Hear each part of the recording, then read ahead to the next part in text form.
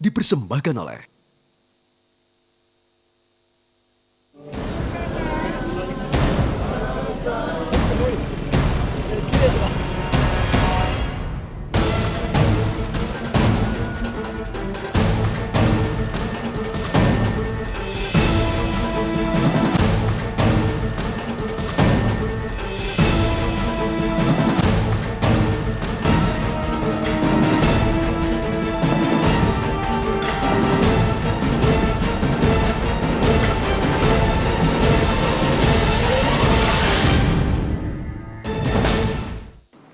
Pemirsa, tidak sedikit motif sepele menjadi pemicu seseorang berbuat sadis.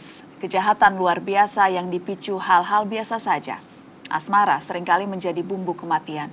Kasus pembunuhan remaja Adesara membuktikan bahwa kematian begitu dekat dan dilakukan orang terdekat. Telah hadir di studio Mata Najwa, Suroto dan Elizabeth, ayah dan ibu Adesara. Selamat malam Ibu Elizabeth, Pak Roto. Selamat malam. Terima kasih sudah bersedia datang ke Mata Najwa dan bercerita. Sama-sama. 8 bulan sudah peristiwa terjadi. Saya ingin tahu kondisi ibu dan bapak saat ini setelah peristiwa yang begitu menggemparkan negeri. Keadaan ibu sehat? Iya, sehat. Sudah bisa lebih lega, lebih berdamai dengan keadaan atau kondisinya sudah lebih ya menerima keadaan yang bahwa Sarah sudah pergi, sudah kami berusaha untuk mengobati luka kami dengan hal-hal yang positif. Itu betul-betul bisa sedikit mengobati. Iya. Bapak dan Ibu tapi selama proses persidangan selalu datang, selalu hadir, datang. Iya. Selalu memang. Apakah tidak berat duduk di sana melihat dua pelaku ada di depan mata? Kalau berat sebenarnya juga berat ya, karena kedua orang itu adalah kedua orang yang berawal dari menyiksa, kemudian membuat mati pelan-pelan, memang sangat berat sih. Tapi kembali lagi bahwa kami tidak mau bahwa kami tidak mendapatkan keadilan, makanya seberat apapun kami berusaha untuk bisa hadir pada saat persidangan. Saya ingin ke ibu-ibu, ketika peristiwa ini terjadi dan membuat begitu banyak orang di negeri ini terperangah, tetapi selang tidak beberapa lama setelah kejadian itu, ibu sudah, kita mendapat kabar ibu sudah memaafkan. Ibu bahkan bilang kepada pelaku bahwa ibu sudah menerima apa yang mereka lakukan dan memaafkan. Kenapa bisa begitu mudah untuk ibu memaafkan apa yang dilakukan terhadap Sarah? Ya karena itu tadi, bahwa Tuhan berkata, engkau harus mengasihi musuhmu, kalau tidak keselamatanmu akan dicabut. Jangan membalas kejahatan dengan kejahatan.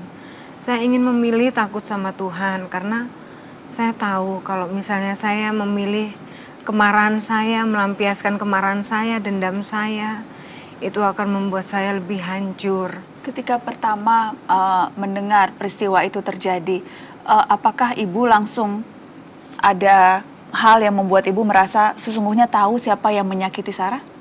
Iya, karena ya dari percakapan WhatsApp itu sudah membuat saya deg-degan gitu ya. Kemudian Percakapan WhatsApp yang mana Ibu Elizabeth? Yang antara Nadia, teman Gute, dengan Sarah gitu. Percakapan terakhir? Iya, itu. Nah, saya tahu yang benci Sarah itu ya mereka berdua gitu.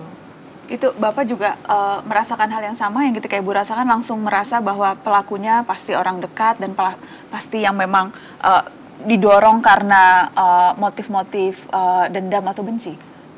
Iya, karena kan dari WhatsApp itu kan Sarah bilang ke Nadia bahwa saya mau ketemu dengan cewek mantan pacar. Kemudian mantan pacar yang sangat kelihatan kurang bersahabat ya Hafid. Jadi memang sebelum tertangkap sih kami sudah mengkerucut, dan malam Rabu kalau nggak salah di bulan Maret kami berusaha untuk mencari nomor handphone Hafid. Ada yang ngasih tapi sulit untuk dihubungi. Mati itu, nggak bisa. Udah nggak aktif. Iya, nggak aktif. Gitu. Dan mereka berdua sempat datang melayat ke rumah. Ke rumah duka. Ke rumah duka, Iya. sempat bertemu dan menyampaikan bela sungkawa ke Bapak dan Ibu. saat Hafid datang bertemu dengan saya itu tidak ada kata-kata menyampaikan bela sungkawa. Kalau Asifah ada gitu. Pada saat Hafid ketemu, Ibu sudah sempat menanyakan sesuatu ketika itu atau sudah sempat mengkonfirmasi di mana terakhir ketemu Sarah dan sebagainya atau belum Enggak, terpikir? saya dapat informasi dari salah satu sahabat saya. Di antara banyaknya dia baca di media sosial, saya lupa apa ya. Itu ada ini ya, ungkapan bela sungkawa gitu. Tapi kok ada salah satu kata-kata yang mensyukuri gitu kepergian Sarah gitu. Ketika bertemu di rumah duka itu, saya itu tahu benar-benar gitu. Maksudnya kok sampai kata-katanya tuh sebegitu membuat saya itu terluka gitu loh. Jadi saya salaman sama dia, saya memalingkan muka begini, tapi saya bilang, kenapa sampai kamu lakukan itu sama Sarah gitu loh.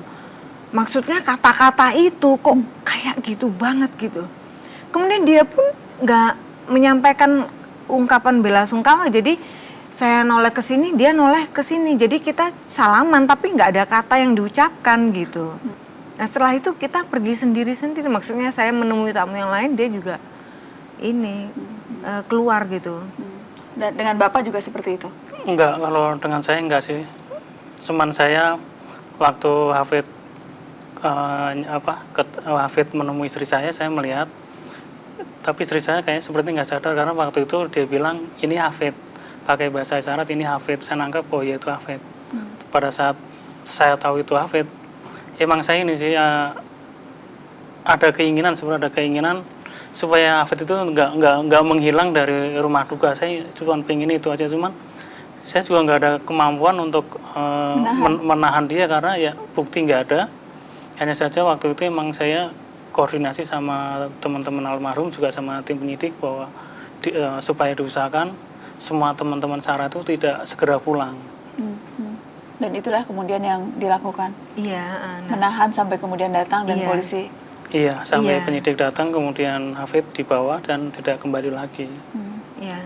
Nah kalau Asifah sendiri kan Hafid dulu terlebih dahulu diinterogasi. Nah dari situ penyidik bilang kalau Asifah datang amankan gitu.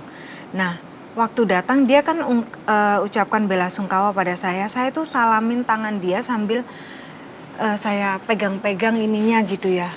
Saya bilang, Asifah kalau memang, ini tangan saya udah bergetar sekali, Asifah kalau memang kamu pelakunya, kamu ngaku aja, tante maafin kamu gitu.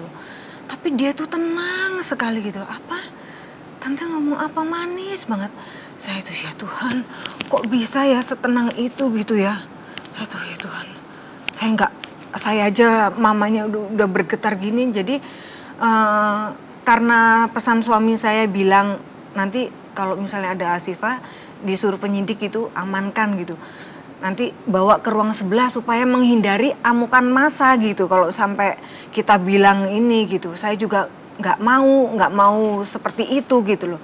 Jadi saya nggak berani nemenin dia di ruangan sebelah gitu loh. Karena saya takut saya itu lepas kendali gitu loh. Karena itulah saya minta tolong temannya Sarah untuk nemenin. Yang memang bahkan ibu yang melahirkan sendiri pun tidak bisa mengenali. Iya. Mau cium-cium juga nggak bisa. Mau peluk juga nggak bisa.